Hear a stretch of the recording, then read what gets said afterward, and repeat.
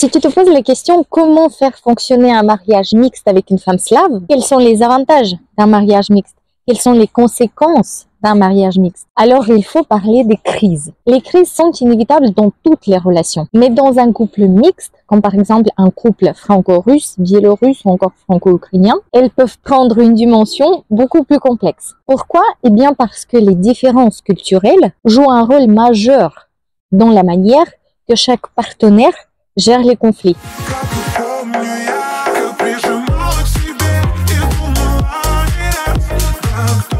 Les attentes, la communication, mais aussi la manière de gérer les émotions varient d'une culture à l'autre. Dans un mariage interculturel, comme par exemple entre un Français et une Russe, biélorusse, ukrainienne, slave, ces différences peuvent parfois provoquer des incompréhensions profondes. Et ça même lorsque l'amour et la volonté de faire fonctionner la relation sont là. Ça fait maintenant plus de 20 ans que nous vivons avec mon mari français une aventure de mariage mixte. Et croyez-moi, au bout de 20 ans, nous avons toujours des crises liées à nos différences culturelles. Ces crises ne sont pas le signe que notre amour s'estompe, bien au contraire, mais plutôt que la culture, qui est part essentielle de notre identité, influence profondément notre manière d'interagir. Nous avons grandi dans les environnements différents, traditions, valeurs et des modes de vie différents. Ça veut dire que nous avons été formés de manière différente. Et la culture n'est pas juste quelque chose qu'on apprend. Elle est aussi notre façon d'être, notre façon d'agir, souvent enseignée par nos parents et profondément ancrée dans nos vies. Pour cette raison, même après tant d'années de mariage,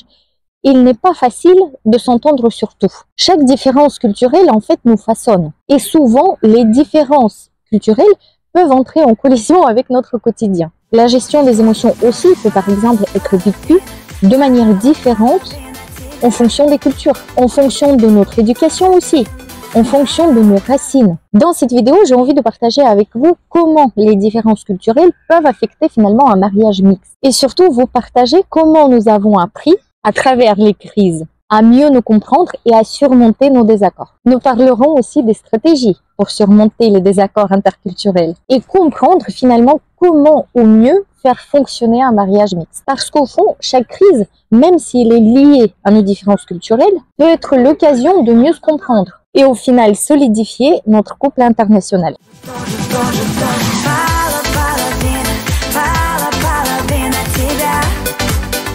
Parlons pour commencer des types de crises que nous pouvons avoir dans un couple interculturel.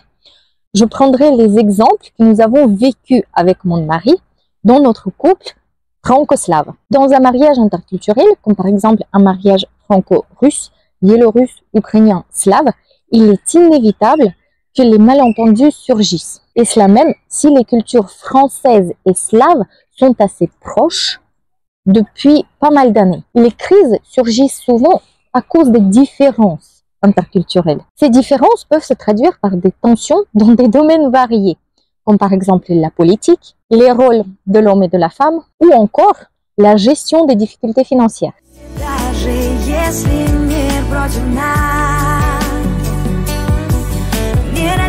Un point de friction important entre moi et mon mari réside dans la vision des rôles de l'homme et de la femme. Et oui, même ça au bout de 20 ans. Pourquoi? Eh bien parce qu'en tant que femme slave, j'ai des attentes bien ancrées, notamment en ce qui concerne la sécurité financière et la gestion du foyer. Parfois, je reproche à mon mari que nous ne devons pas dépenser moins, mais que c'est à lui de gagner plus. Pour les femmes slaves, l'homme, c'est celui qui doit assurer la sécurité financière dans un couple. Et ça, peu importe si j'ai un poste cadre et une carrière bien établie. Pour moi, c'est une question de rôle et de responsabilité. Et mon mari, de son côté, se sent souvent poussé à atteindre des objectifs qui lui semblent irréalistes. Et il me reproche souvent de ne jamais être satisfaite, même quand il fait beaucoup d'efforts. Parfois aussi, je me sens frustrée. J'accuse mon mari de ne pas pouvoir subvenir aux besoins de la famille. Et ça provient directement de ma culture slave, où finalement l'homme joue un rôle prépondérant dans la gestion des finances et dans l'entretien de la famille. Un rôle finalement que je considère presque sacré. Mais pour lui, c'est un rôle supplémentaire qu'il trouve difficile à porter.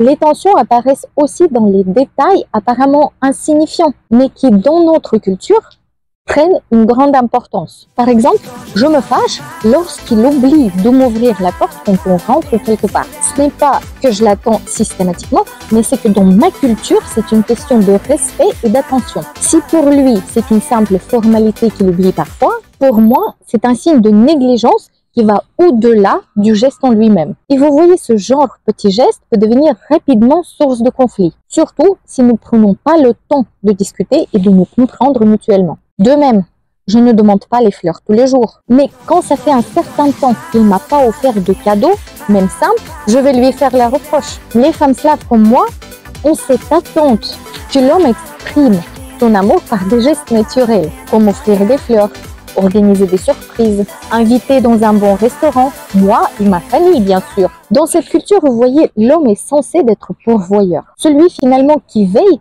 à ce que tout se passe bien dans le foyer. Et ça même s'il s'agit d'un couple mixte où les rôles peuvent sembler plus équilibrés. Un autre point où nous avons eu souvent des frictions, c'est le rôle de l'homme à table. En Russie, Biélorussie, Ukraine, c'est souvent l'homme qui sert l'alcool à table. Et moi, de mon côté, je dois rappeler à mon mari de faire ce geste. Et ça de manière qui peut paraître très ferme à des Français. Ça, on va parler juste après. Ce n'est pas que je veux qu'il se sente mal, mais j'ai l'impression, quand il ne le fait pas, qu'il y a un manque de respect à table, ce qui peut renforcer la tension. Autre exemple. Dans la culture slave, certaines valeurs sont profondément ancrées, notamment le rôle de l'homme en tant que protecteur et pourvoyeur, comme je l'ai déjà expliqué juste avant. Et ça inclut des tâches qui, dans d'autres cultures, pourraient sembler partagées ou moins définies, comme porter par exemple des objets lourds. Cette responsabilité est perçue comme exclusivement masculine dans les cultures slaves. Ça exprime en fait la force masculine et le soutien. Heureusement, mon mari a compris ses attentes au fil du temps. Aujourd'hui, il ne me laisse plus rien porter de lourd. Il préfère appeler un voisin ou un copain pour déplacer quelque chose de volumineux ou gérer une tâche qui implique de bouger les objets lourds que j'aurais pu accomplir si j'avais grandi dans une autre culture, comme par exemple française, celle où la femme a tendance à partager les tâches physiques. Mon mari, maintenant, heureusement, connaît cette perspective. Pour moi, ce n'est pas mon rôle de femme. Je suis là pour la beauté et la douceur et pas pour ramer. Exemple récent, j'ai éclaté une roue de voiture. Mon mari avait mal au dos à ce moment-là, mais il n'a jamais voulu que je l'aide à décasser cette roue dans le coffre, même s'il avait mal. Il ne voulait même pas que je me salisse les mains. Il savait que dans ma vision, il fallait qu'il le fasse lui-même. Et ça, même s'il était inconfortable à ce moment-là. Et pourtant, ce n'a pas été toujours ainsi. Au début de notre relation, je me souviens d'un épisode marquant quand il m'a emmené dans le sud de la France. Nous sommes allés faire les courses et il m'a laissé prendre 2 sacs. Lui, il en portait également, bien sûr. Et vous savez quoi? Pour moi, c'était un choc culturel. Comme je vous ai expliqué juste avant, dans ma culture, il ne faut pas qu'une femme porte quelque chose de lourd. Donc, je m'attendais naturellement qu'il prenne mes sacs. Et il ne l'a pas fait. Sur le moment, j'ai ressenti une colère profonde et aussi une incompréhension mêlée à la frustration. Alors vous savez quoi? Sans hésiter, j'ai jeté les sacs par terre. Les courses se sont éclatées partout dans le magasin. Ça a fait un boucan. Et je lui ai dit froidement, maintenant tu ramasses tout. Mon objectif, je vous avoue, était de le mettre mal à l'aise. Pour lui faire comprendre finalement qu'il n'a pas rempli son rôle d'homme. Son rôle sacré de protéger sa famille. Et donc pour moi, un clair manque de respect. Cet incident peut sembler extrême, mais il reflète l'importance des différences culturelles. Et ce genre de malentendu ne concerne pas seulement les tâches physiques. Il est représentatif des valeurs fondamentales que chaque partenaire porte en lui dans un couple mixte, dans les relations interculturelles finalement. Et paradoxalement, je pense que ces moments sont nécessaires pour que chaque partenaire puisse comprendre correctement l'autre, pour que chacun puisse comprendre les besoins et les valeurs de l'autre. Ces différences montrent combien les différences culturelles peuvent être des déclencheurs de conflits, mais aussi comment elles peuvent être une opportunité de grandir ensemble. Dans les couples mixtes, il est super important de transformer ces moments dans des dialogues constructifs. Et ça, pour construire une relation solide et épanouissante. Et même au bout des années, ces malentendus culturels peuvent continuer à être des déclencheurs de conflits. Si les deux partenaires ne prennent pas le temps de communiquer et de comprendre les attentes de chacun. Dans un couple franco-russe ou tout autre mariage interculturel, les différences culturelles doivent être abordées avec beaucoup de patience et d'ouverture d'esprit. Et ça, finalement, pour ne pas laisser les malentendus miner la relation.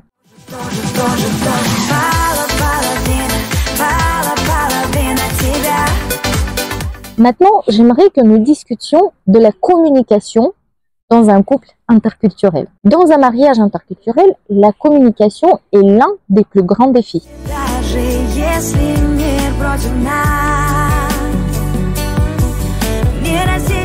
Les différences dans les styles de communication peuvent facilement générer les malentendus ou même les tensions. Par exemple, dans les cultures russes et slaves dans lesquelles j'ai grandi, on privilégie les communications claires, directes, franches. Dire clairement ce qu'on pense est une manière d'exprimer son point de vue et aussi de résoudre les problèmes rapidement et de manière pragmatique. En revanche, les Français, à travers leur culture, préfèrent faire les sous-entendus. Ils préfèrent plutôt des approches diplomatiques. Ce style peut certes sembler subtil et respectueux, mais aussi il peut agacer les personnes issues de cultures beaucoup plus directes. Parce que parfois, c'est difficile de comprendre l'intention réelle derrière les mots. Prenons un exemple concret. Quand mon mari oublie de servir le vin aux invités à table, je peux dire avec un ton clair et direct, « Ben voyons, on n'a pas d'homme à table ». Dans ma culture, cette phrase a pour but de rappeler à l'homme ses responsabilités,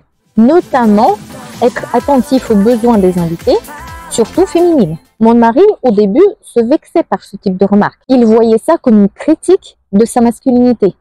Et en plus, c'est un ancien militaire. Aujourd'hui, avec une meilleure compréhension mutuelle, cette phrase est devenue une blague entre nous. Je la dis maintenant à table quand il oublie avec une légèreté. Et lui, il répond souvent avec l'humour, « Si, l'homme est là, pardon mesdames, je sers ». En fait, je trouve ça comme une victoire de compromis et d'entente commune. Victoire, pourquoi? Eh bien parce que nous avons trouvé une manière plus légère de gérer nos attentes. Un autre exemple concerne la salle de sport. Un jour, j'ai rencontré une copine ukrainienne à la salle et comme d'habitude, aucun homme français ne s'est proposé de nous porter des bancs ou des charges lourdes. Ce comportement fréquent en France m'a toujours frappé, à vrai dire. Dans ma culture, c'est évident que l'homme intervienne dans ces situations. Je dis à ma copine, regarde autour de toi, aucun homme, comme d'habitude. Et elle m'a répondu avec une ironie typiquement slave, ben voyons, qu'est-ce que tu veux que ces poussins maigrichons nous aident? Cette phrase résume parfaitement les attentes dans la culture slave, celle de la masculinité protectrice et active. Une attente qui peut parfois créer un choc culturel dans un couple mixte.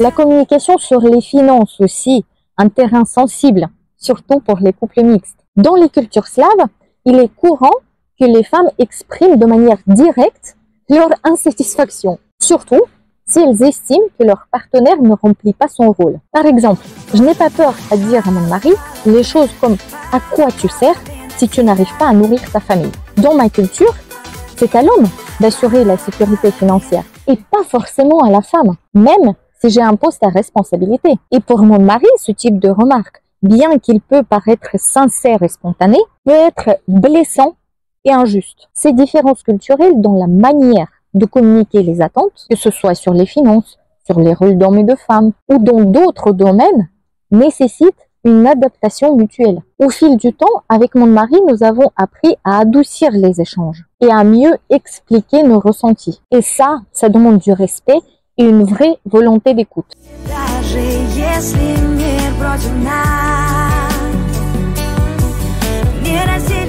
En réalité, il faut maîtriser l'art de compromis pour bâtir une relation équilibrée entre un Français et une Slave. Naviguer dans les différences culturelles demande du temps et de la patience. Ça demande aussi une bonne dose d'humour et de flexibilité. Les tensions liées aux différences de communication, par exemple, ou liées aux attentes traditionnelles, peuvent devenir une source de richesse. Elles peuvent devenir une source de complicité si elles sont abordées avec un esprit ouvert. Un mariage mixte est une aventure où chacun apprend à comprendre et parfois apprend à adapter les valeurs de l'autre. Trouver un terrain d'entente est essentiel pour construire une relation solide, où chaque partenaire se sent respecté dans ses racines culturelles.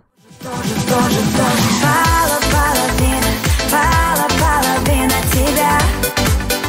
Parlons justement de la patience, du compromis et de la volonté de trouver des solutions ensemble.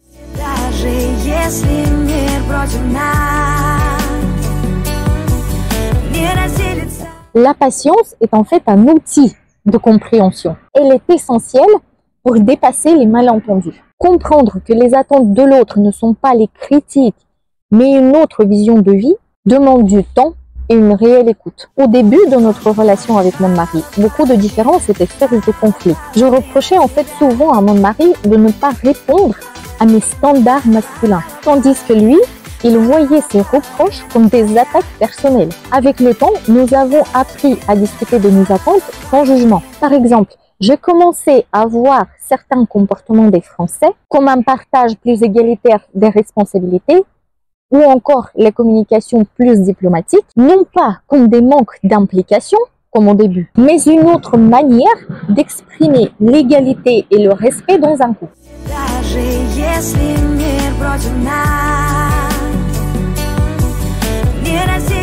Le compromis est finalement la clé de notre harmonie. Dans un mariage mixte, le compromis est indispensable. Ça signifie parfois de mettre de côté ses croyances et ses traditions pour trouver un terrain d'entente. Faire tomber sa propre couronne en quelque sorte. Par exemple, dans ma culture, il est important que l'homme initie des gestes comme offrir des fleurs, ouvrir la porte, etc. Mon mari a appris à le faire, et ça même s'il n'attachait pas autant d'importance au départ. De mon côté, j'ai compris qu'il ne faut pas forcément que ça vienne naturellement. J'ai compris que si je veux quelque chose, il suffit parfois de le dire directement au lieu d'attendre qu'il devine mes attentes. Et ce type de compromis ne signifie pas à renoncer à ses valeurs, mais plutôt apprendre à les adapter pour créer une nouvelle dynamique de couple.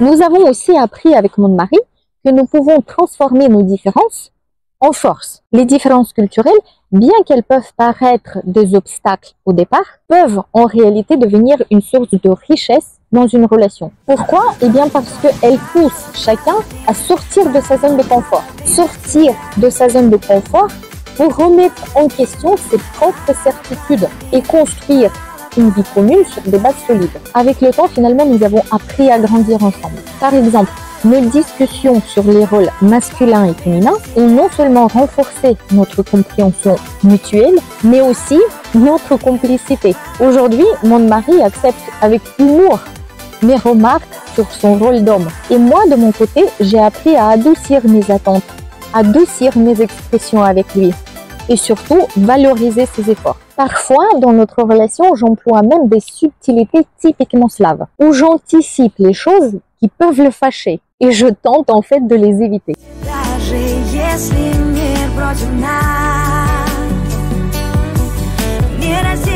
Et enfin, une chose super importante, c'est la volonté de réussir ensemble. Vraiment une volonté des deux. Ça signifie que les deux partenaires doivent s'engager à résoudre les conflits de manière constructive, restant parfois ouverts à des solutions créatives et surtout respectueuses de l'autre. Le plus grand défi, mais aussi la plus belle des récompenses, réside dans la capacité finalement à bâtir une relation qui combine le meilleur des deux mondes, français et slave. Les valeurs slaves avec leur authenticité et profondeur, et les valeurs françaises avec leur diplomatie et modernité. En fin de compte, un couple mixte entre un homme français et une femme slave qui choisit à valoriser les différences au lieu de les laisser se diviser, devient beaucoup plus fort et plus uni.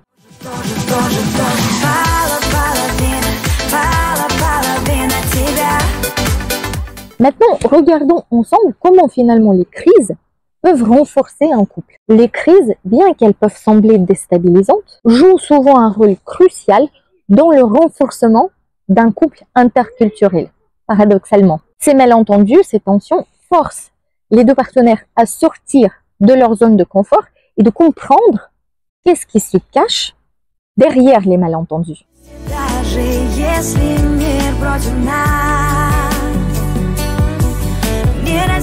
Dans un couple franco-slave, les crises révèlent souvent des différences fondamentales de valeurs et de comportement. Par exemple, comme on a vu juste avant, une femme slave peut avoir des attentes très élevées concernant le rôle de protecteur chez un homme, tandis qu'un homme français pourrait privilégier une relation plus égalitaire. Et ces désaccords au début de la relation, s'ils sont bien gérés, permettent à chaque partenaire de mieux comprendre les priorités et les sensibilités de l'autre. Prenons encore un exemple courant, les relations familiales. Dans la culture slave, la famille élargie occupe une place importante, avec des liens souvent étroits et implications émotionnelles avec les parents. Et ça peut contraster avec la culture française où l'autonomie est davantage valorisée. Une crise, par exemple, liée au désaccord de l'implication des grands-parents dans le couple ou encore dans l'éducation de l'enfant, peut devenir une occasion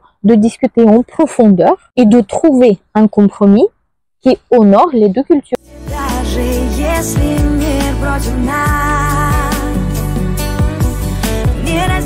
Les crises dans un mariage mixte entre par exemple un Français et une Slave ne doivent pas être perçues comme des échecs. Elles doivent au final être perçues comme des apprentissages. Elles forcent les partenaires à 1. Réviser nos attentes. Lorsqu'une crise éclate à cause d'un malentendu culturel, il est tout à fait possible à ajuster les attentes. Non pas les abandonner, mais les ajuster à une nouvelle réalité. Et 2, les crises nous apprennent à communiquer nos émotions de manière constructive. Dans un couple franco-russe, comme on a vu juste avant, les styles de communication peuvent différer. Avec une franchise d'un côté présente chez les Slaves et une diplomatie présente chez les Français. Comprendre ces différences et apprendre à les combiner peut transformer les conflits en discussions constructives.